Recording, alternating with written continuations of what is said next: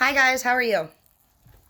Okay, you know what? I was just thinking it's only fair that I share with you guys some of the tips and tricks that I have applied in order for me personally to have not only obtained a brand new Nissan, but currently have a set of Mercedes keys. Now, some of you guys might be asking how. Well, I started to up my standards. I started to know what it was, for one, that I wanted out of relationships. And it was so much more than love. I wanted to enjoy my relationship. And so, basically, I play human plenty of fish. I've never had a plenty of fish count. I couldn't imagine. But for some of you guys do. You actually do have to have plenty of fish counts, and you're wondering, why do I keep getting the same scumbag over and over and over? Well, Linda, I don't know that you've taken enough time in between dating to obtain something different. You know what I mean? It's like, however many days in between, months in between, weeks in between your next relationship, that's like only as like different as you're gonna get the next one. So if you spend a whole year single, then you're probably going to manifest something very different possibly than if you only stayed like a month or two single. Another thing that's a really big deal during that time in between relationships is like, what were you doing with that time? Was time just passing? Because some people are like, a year. I haven't been in a relationship for 1 year. I haven't been in a relationship for 2 years. I have been single for 3 years. And you're like, you're practically a virgin again, Nancy, and you need to go get laid. At a certain point, basically, you've been single for too long. Honestly, I don't really feel like there's a whole good reason at the maximum 2 years of being single. Even a year is pushing it. You guys got to understand, like, you're in your youth. You're in your prime. You're very beautiful right now. Some of you guys aren't going to be able to function if you wait too long. And if you're like, oh, I'm not dating. Oh, that person screwed me over. Blah, blah, blah, blah, blah, blah, blah, blah, blah. What you need to... Hazel, I'm trying to talk to my friends. I'm literally trying to talk to my friends right now. Anyways, so... excuse me, bro. I'm talking to my friend. She's very possessed.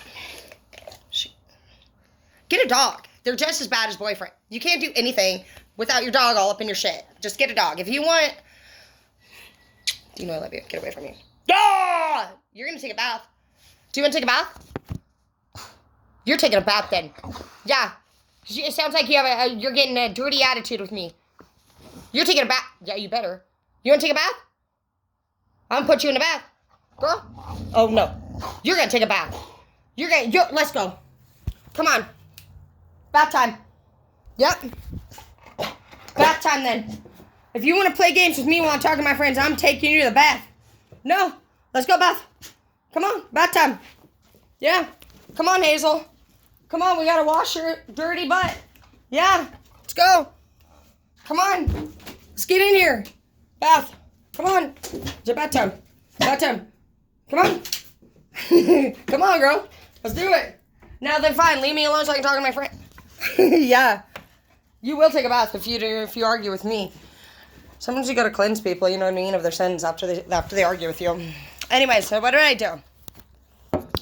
Something that I started to think before I accepted, because like some of you guys get a lot of offers.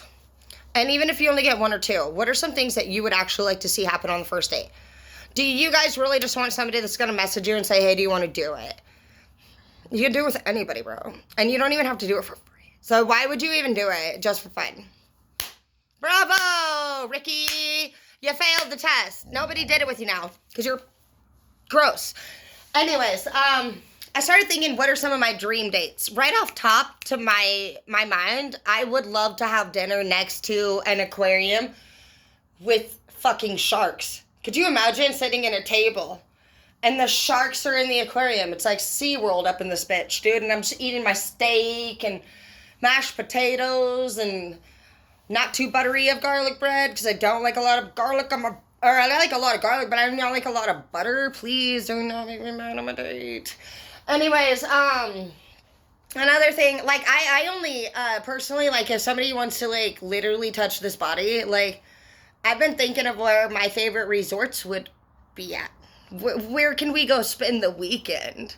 So basically what I've done is I've listed all of my dream dates down, and I allow people that want to take me on a date to pretty much kind of like agree or not agree to if they would be willing to take me on anything off this list. I've had these dreams since a young girl. And a lot of times people think dating just means like hooking up. Not really.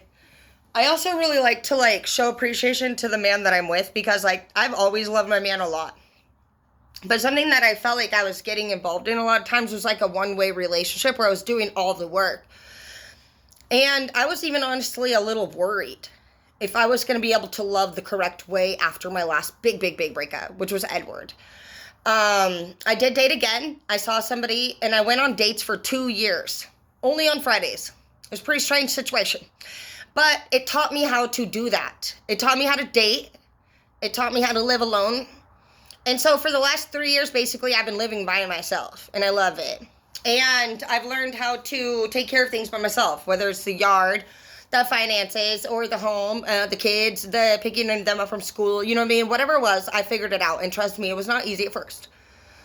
But I think the first thing that we want to try to do when we go through a breakup, especially if you're in like a 2-person home, is replace what you've lost.